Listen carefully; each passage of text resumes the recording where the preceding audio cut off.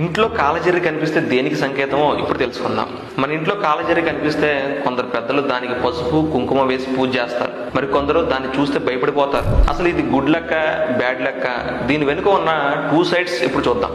కొంతమంది ఈ జెర్రీని లక్ష్మీ కటాక్షంగా భావిస్తారు.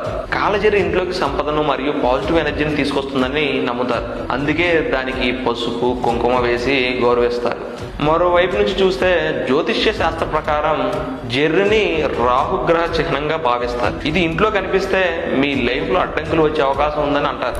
ముఖ్యంగా టాయిలెట్ లేదా వంటగదిలో కనిపిస్తే అది వాస్తు దోషానికి లేదా నెగిటివ్ ఎనర్జీకి సంకేతం కావచ్చు. మెయిన్ రీజన్ ఏంటంటే జెర్రీలు సాధారణంగా రాళ్ల కింద లేదా పొదల్లో ఉంటాయి. వర్షాకాలంలో లేదా రక్షణ కోసం అనుకోకుండా ఇంట్లోకి వస్తాయి. మీకు భయం ఉంటే దానిని హింసించకుండా జాగ్రత్తగా బయట వదిలేయండి. ఇంట్లో క్లీన్గా ఉంచుకుంటే రాకుండా ఉంటాయి. మరి మీరు ఈ జెర్రీని చూసి ఏం చేస్తారు? వీడియోని లైక్ కొట్టి కామెంట్లో చెప్పండి. ఈ ఇంట్రెస్టింగ్ విషయాన్ని మీ ఫ్రెండ్స్తో తప్పకుండా షేర్ చేయండి.